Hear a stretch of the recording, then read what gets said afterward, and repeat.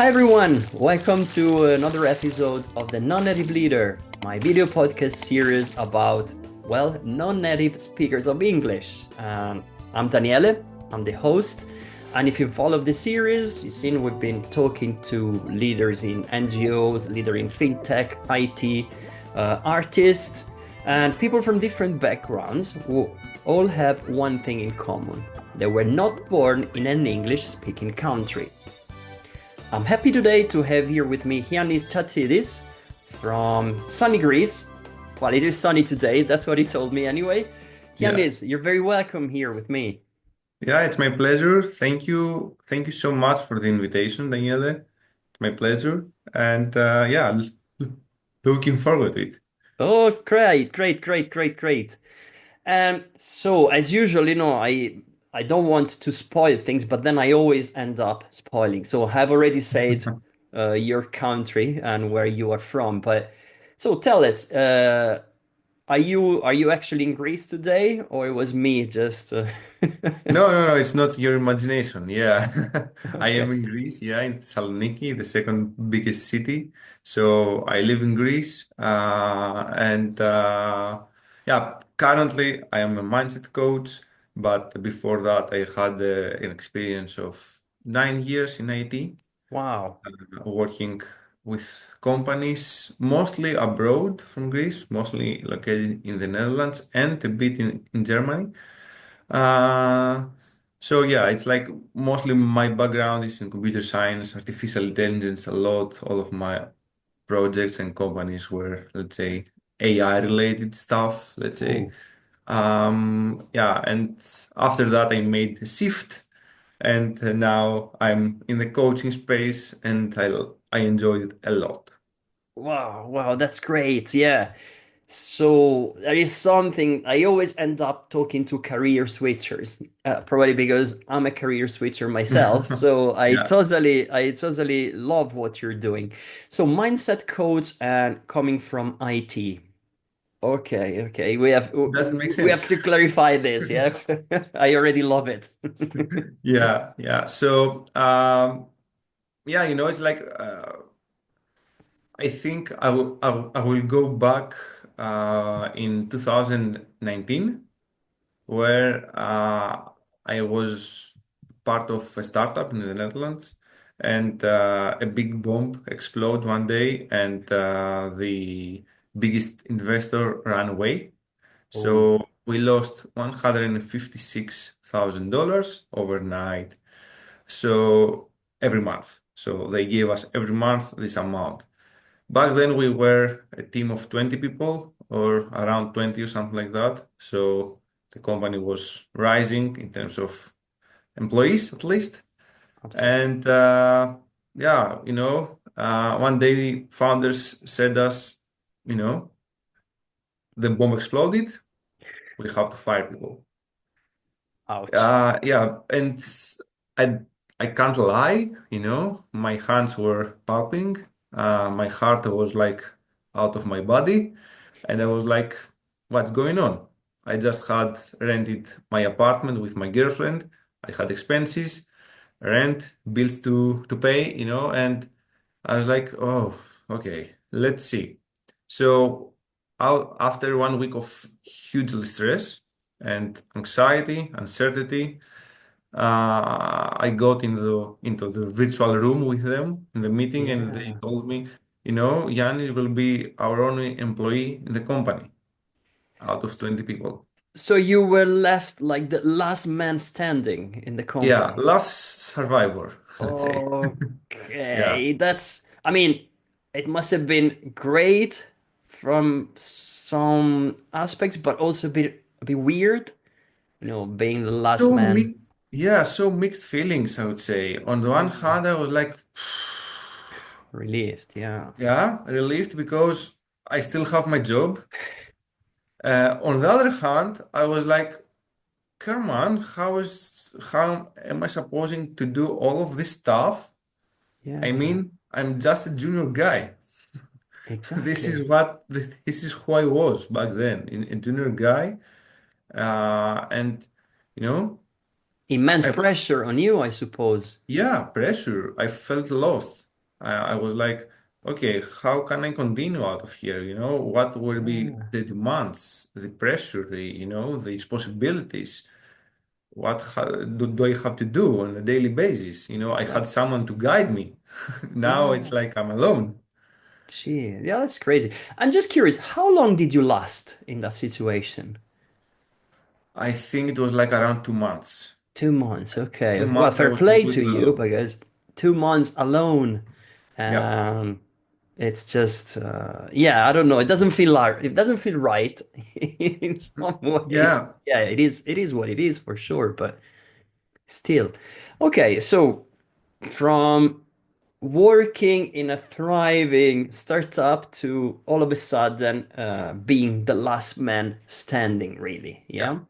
Yeah, then and we say like pressure and is that there that you decided, okay, I want something different. I want a different career path for myself. No. Okay, okay. Yeah, this No. gets more No. more No, interesting. but yeah. So after that, we started building. Actually, I started building a team around me, around started hiring people, training people, maintaining products, developing new products. So I used to say that I became a leader without having this title on my name. So I started doing all of this beautiful stuff that I got a lot of energy out of them. And actually, I was leading a team of one, two, three, four, finally eight, nine people. Um, and through my one-ones with my team members, because we had the regular one-ones, let's say once in the fortnight or something, uh, they got a lot of energy. They got a lot of value. I got a lot of energy. It was my favorite meeting inside the week.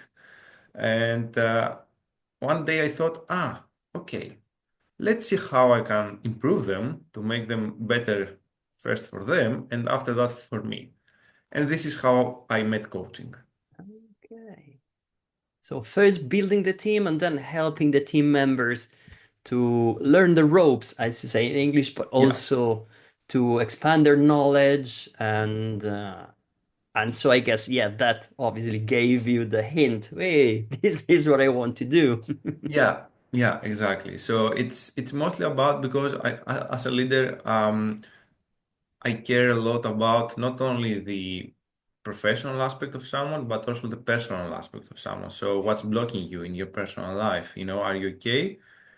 Do you feel motivated? Because, of course, we are not friends, but on the other side, we are human beings, and we have to show a bit of empathy and a bit of, they need to feel heard, they need to feel appreciated, and those meetings are, the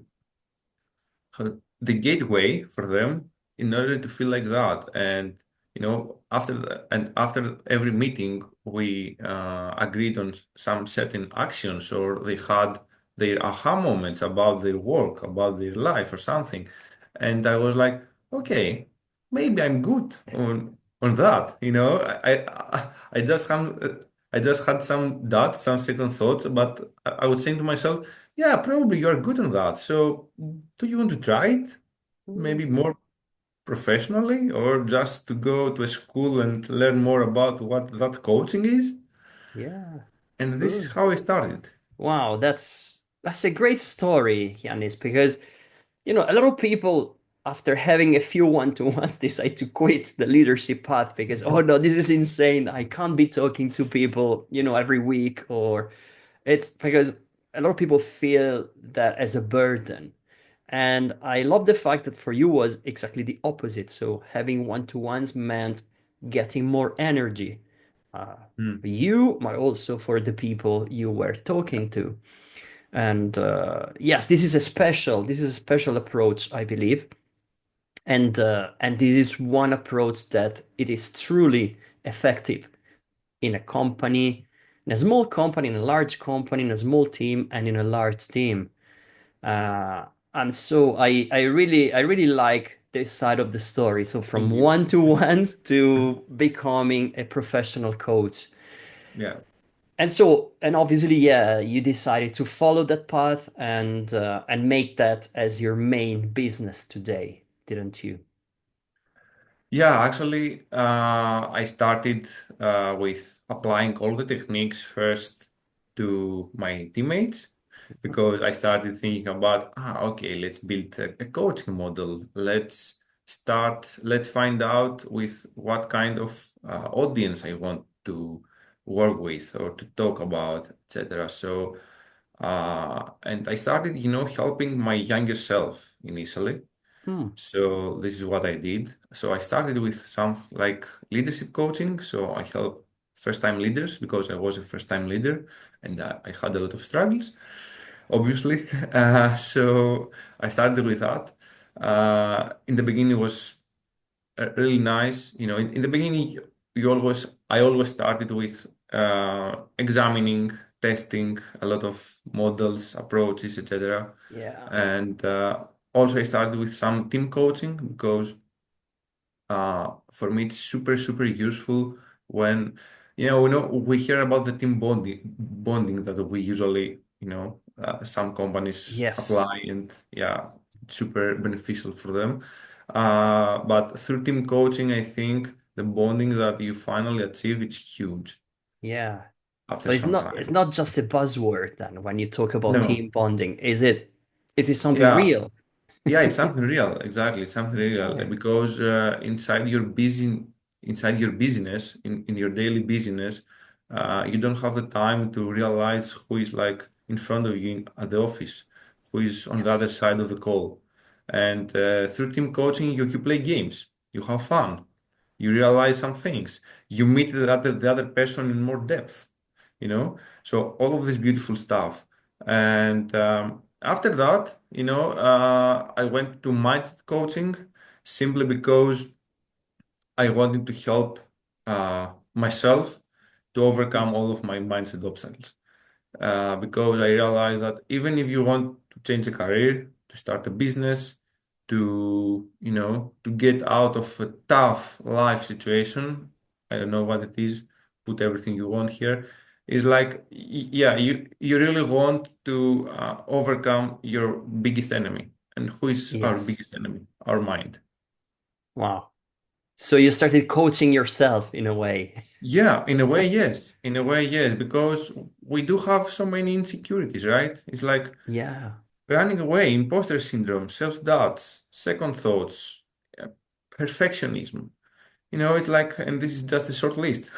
Yeah, yeah. All these evil monsters over there. Exactly. You're naming all of them, really. And yes, I'm just, again, out of curiosity. So, how did you approach this? So, this, let's call it self-coaching path.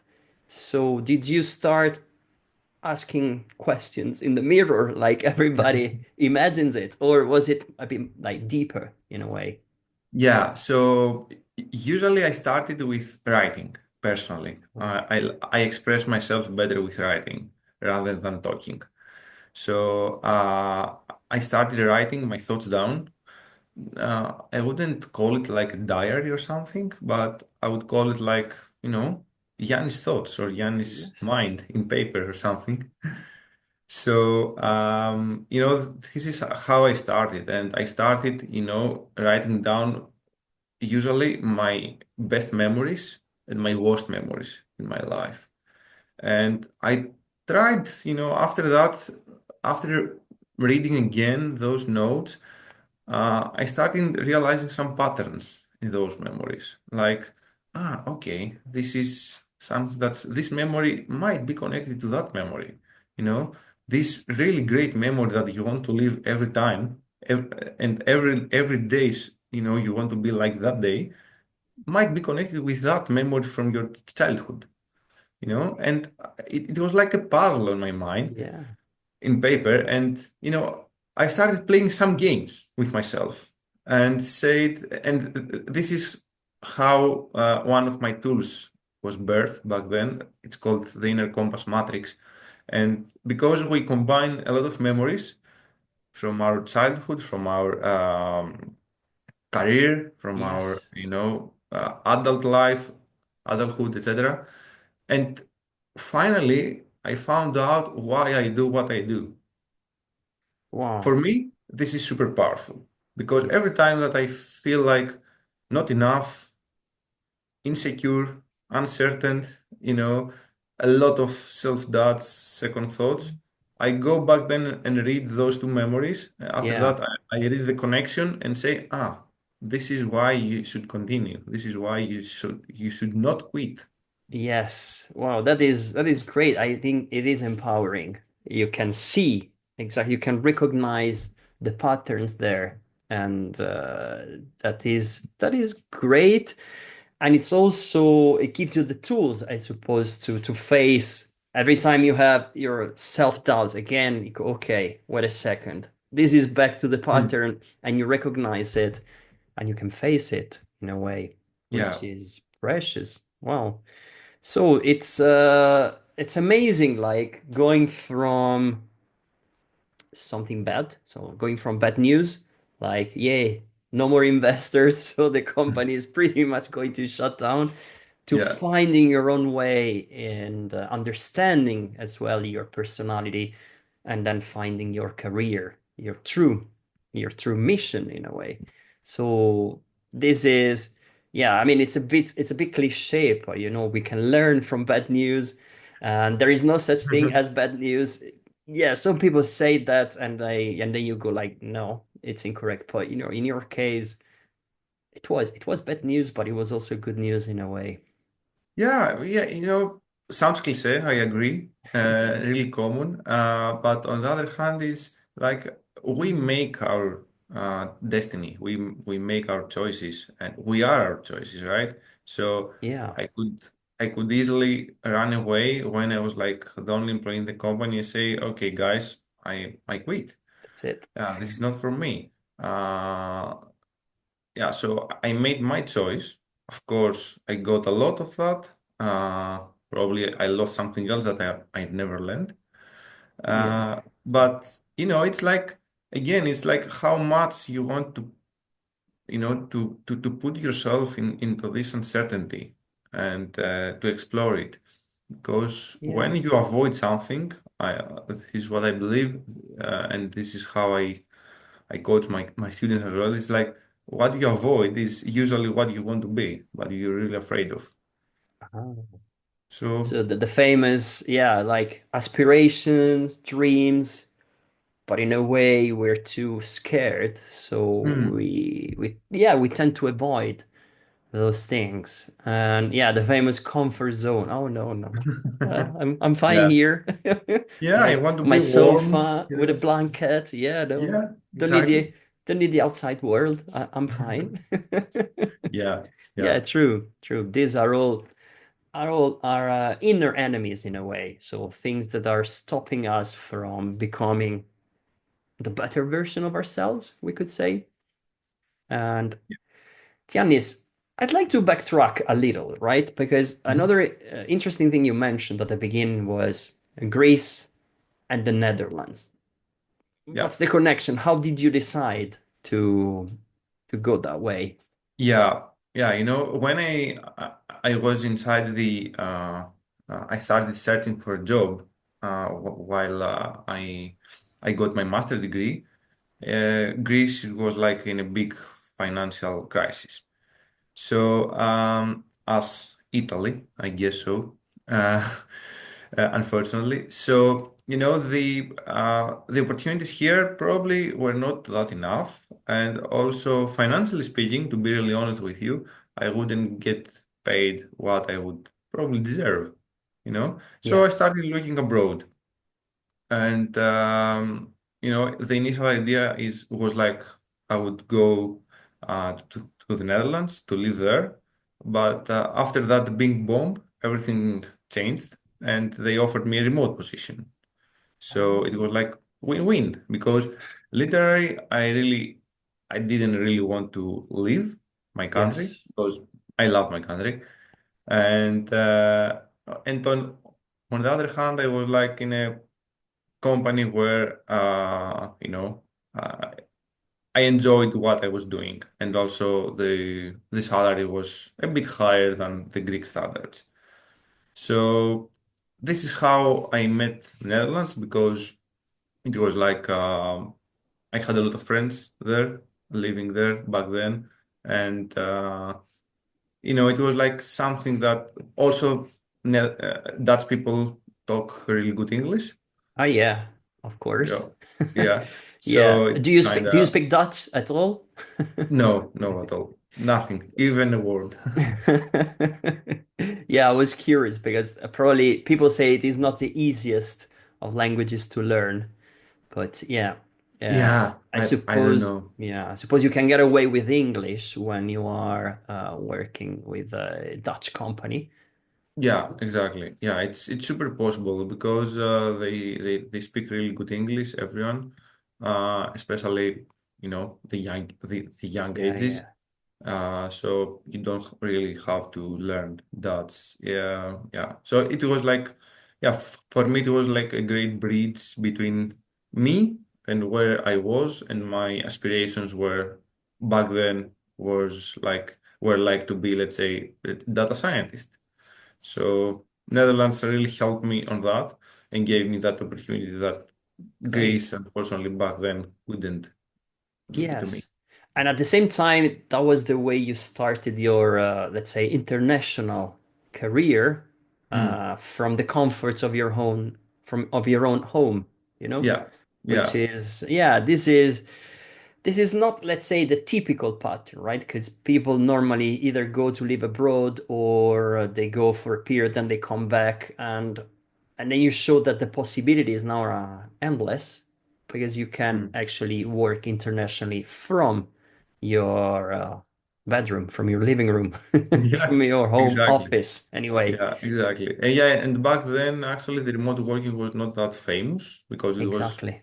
pre-pandemic period Yes. where remote working was like kinda uh, outside of our knowledge, and everybody was super scared of that Yes.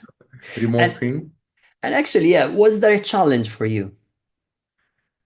Uh, while working remotely, I mean. Yeah, working remotely in a new company, different people, different language. So, was it challenging for you?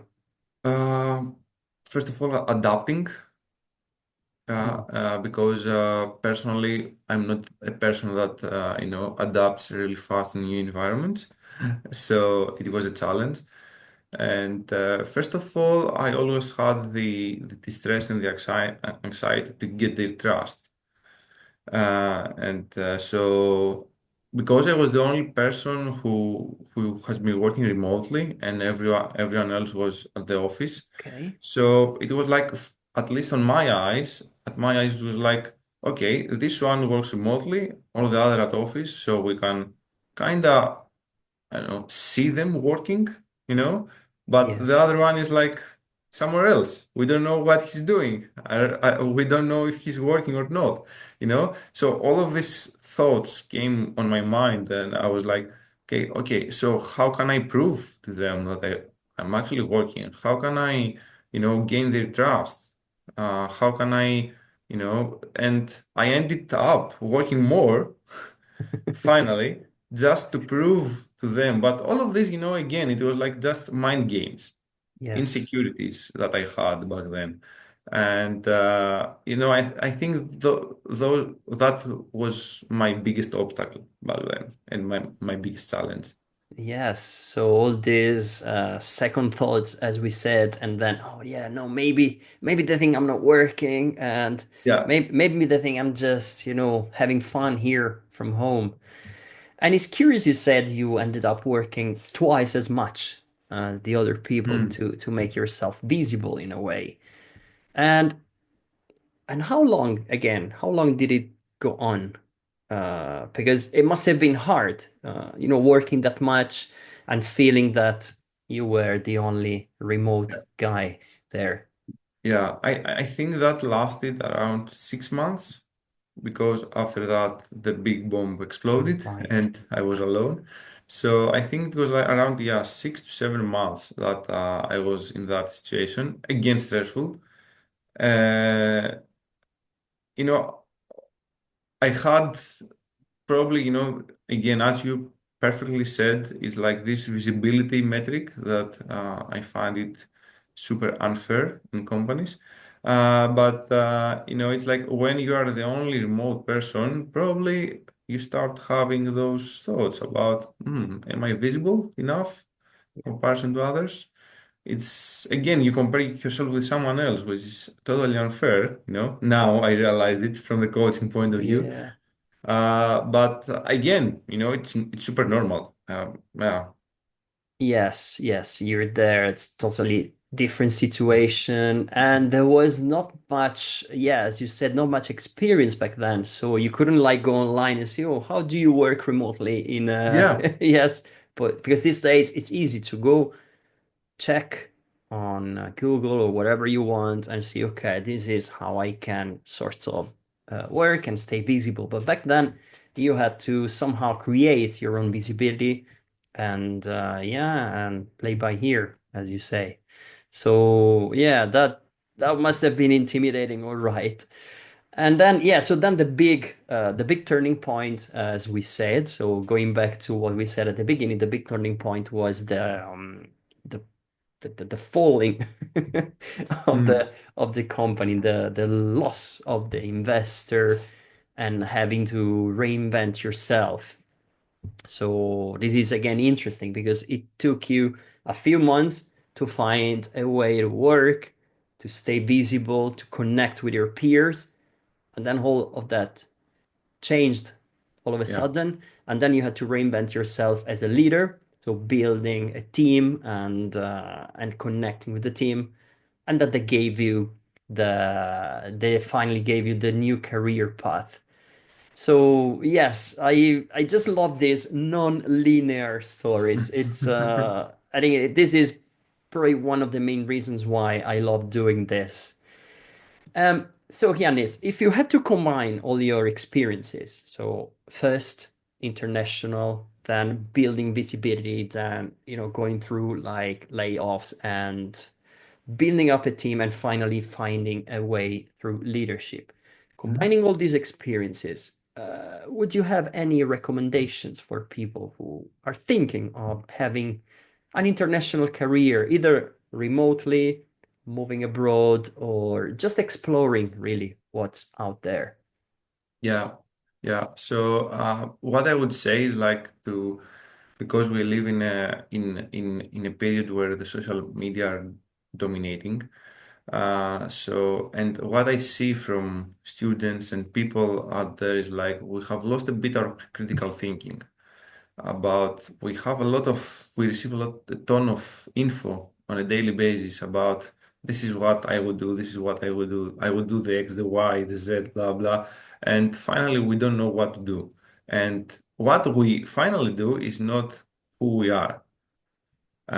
So what I would say is like always listen to yourself, write down your dreams, write down your aspirations, and see how you can minimize this gap between who you are right now, where you are right now, and where you want to go.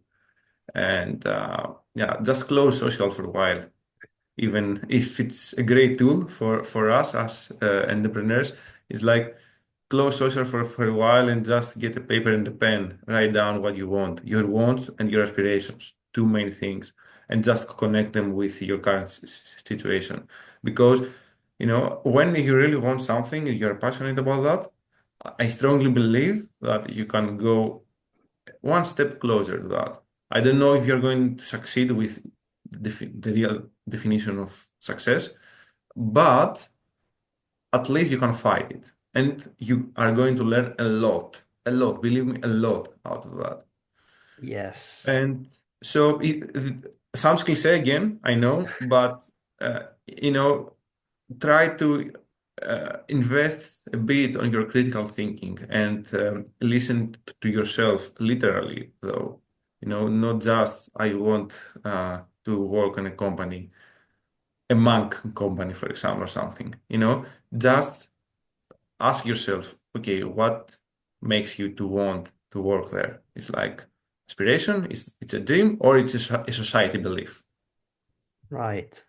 So is it me that I really want that, or I feel under Yeah, pressure because I feel obliged. I need to do that so that I can demonstrate that I can do it. Yeah, Yeah, that's yes, not easy, I of say, course. to separate the two ways. It's me, it's a society, but at the same time, it's fundamental. It's the only way forward, really. Mm. Because otherwise, you wake up one morning and say, "Wait a second, what have I been doing?" Yeah, yeah. I'm lost. Yeah. Exactly. This, And I love, even though it's quite ironic, I love the fact about social media, right? It's quite ironic because this is going to show on social media, and we are talking about way not using social media. But yeah, no, I totally understand, and I agree with you. We should take some pauses every now and then just to reflect and to really listen and have some silence, some peace and quiet that give yeah, us, yeah, to yeah. give us like the sort of mental freedom to analyze things. Wow, that's deep. Yes, it's deep, but yeah, it is really interesting, Yanis. And yeah, so really, we've explored a lot of things. Like, I feel we could be talking forever. Same here. Same here. Yeah, but I'd like to thank you, Giannis, because Yeah. this is really inspiring. And for everybody, if you want, you can connect with Giannis if you want to learn more about his story. And where can people connect with you, Giannis? Yeah, you can always reach out to me via LinkedIn or via Instagram, whatever fits better to you. And yeah, my DMs are always open for discussion. Yeah, Great. I Okay. would be glad. Yes, keeping an open approach. Yes, yes, yes. You're sticking to your own words. Absolutely. And Giannis, thank you very much for being here with Yeah, me. it's Been a my pleasure. pleasure. Yeah, thank you. Thank you for inviting me again. And it was an awesome discussion. Fantastic. And everybody, thank you very much for watching, for listening, and I see you in the next episode. Bye.